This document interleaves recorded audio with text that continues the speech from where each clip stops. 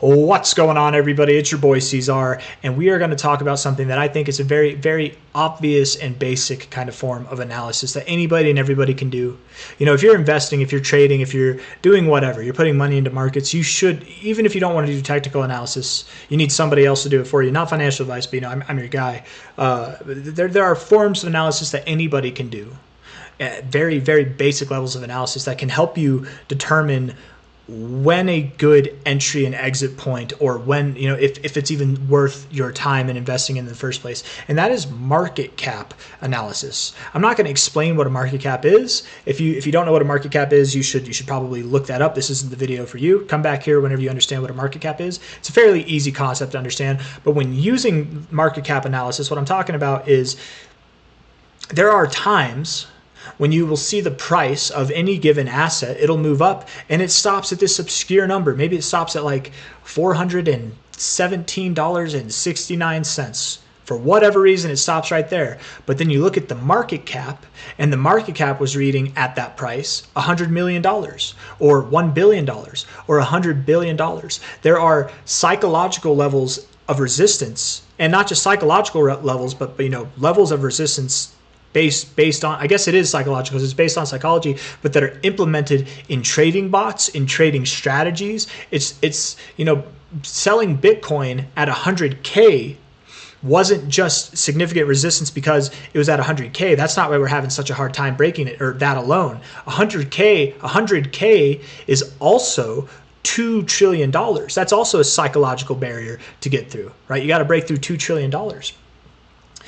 Whenever it comes to investing, right, understanding these kind of things, I think it can help you, right? If you're investing in something and you see that the market cap is at about $94 billion or 900 and something million dollars, you might anticipate there could be some resistance in the near future, and maybe you want to hold off putting money into it until you see how it reacts with that.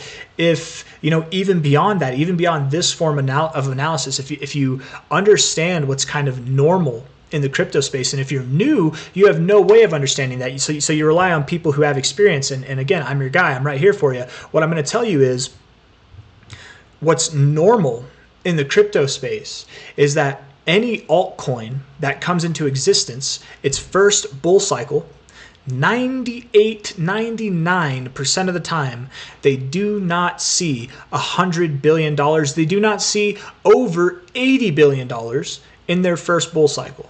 Right?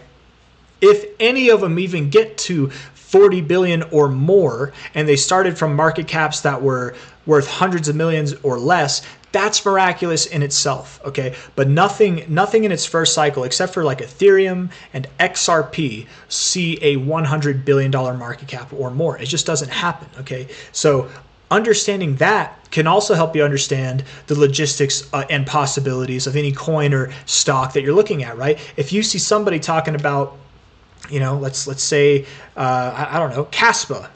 They're talking about Caspa. That was a big coin that people were talking about a lot in 2023, not so much in 2024, and a lot less here in 2025, but Caspa. A lot of people were calling for prices at $5, $50, even higher than that. Right, and if you made sense out of the market cap, if you understood the basics of the market cap and what's inside the norms for crypto, which you probably wouldn't know if it's your first cycle, right, you would understand that those were ludicrous price predictions to begin with. You know what I mean? People calling for any of their meme coins to see crazy expectations. If they're calling for 1,000x, a multi-100x, look at the market cap, right? Pepe, is Pepe going to do a 100x? It's worth $1 billion. It's over $1 billion right now, and it's its first cycle. No, it can't do 100x. It went to tens of billions of dollars in its first cycle. That's the limits of it, right? Coins like that, and that's what I'm trying to get to, is this form of market cap analysis. You don't even have to know much about a project, right? And you can already kind of determine how much potential it has to grow. It doesn't mean that it's not going to be used, right? There's projects that quote unquote don't grow in price, like Raven Coin hasn't really grown in price too much over the past couple of cycles. BAT hasn't grown too much over the past couple cycles, but they still remain relevant, right? They still remain relevant. Where am I going with this? All I'm trying to say is that if you look at the market cap and you come to understand it, it's a very basic thing to understand. First off, understanding what it is. Everybody watching this video at this point, you probably understand what it is. But if you come to understand what its norms are, what we see with the market cap for various, like what does a top 100 coin look like at the end of the cycle for a market cap? Is it $1 billion? Is it $10 billion?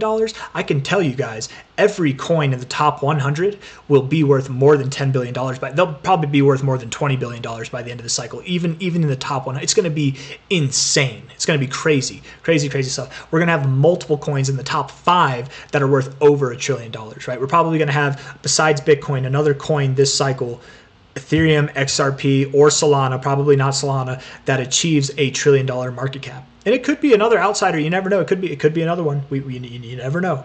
Shining stars arise all the time.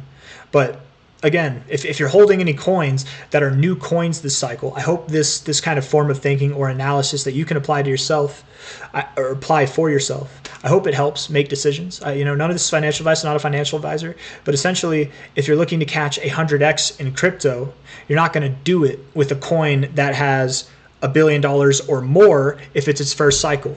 If it's been around for multiple cycles and it's worth like $1 billion, okay, you could catch 100x. It's possible, right? It's not guaranteed, but it's possible. It's more possible if it's been around for multiple cycles and you see good chart dynamics, good market dynamics, and then also popularity. It's a popularity contest at the end of the day. You don't believe me? The most popular cryptos in order are what are valued, right? It doesn't matter anything else. It's a popularity contest. The popularity comes from the fundamentals, though, and the charts, of course, the tokenomics, everything else.